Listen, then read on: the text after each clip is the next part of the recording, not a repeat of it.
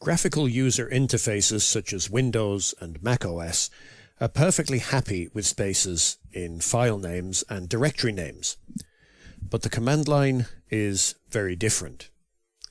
For example, if I use the make directory mkdir command here and try to call a folder hello space world, using spaces to separate the two words, then what it will actually do is assume that there are two arguments and create a folder for each argument, which is hello and world.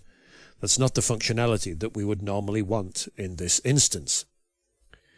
Usually, if we want to have two words, the best thing to do is to separate them using an underscore or a hyphen. So I'm just going to delete those two folders now with rm space minus rf. The same rule applies when working with files.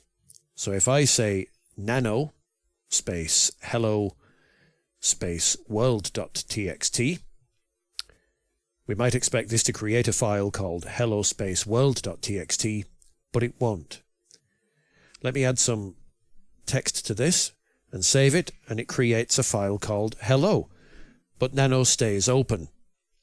Now when I create some text here and save it, it then creates a separate file called world.txt. So now I have two files, one called hello and one called world.txt. Again, that's not the behavior that we would expect and probably not the behavior that we would want. So I'm just going to delete those two files. The use of spaces in directory and file names should also be avoided in your projects. This is also true of names with capital letters. Index.html with a capital I is very different to index.html with a lowercase I.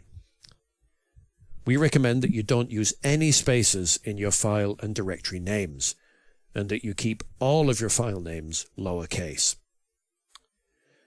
That concludes the first part of our lesson on using the command line, and we've covered an awful lot of terminal commands in this lesson.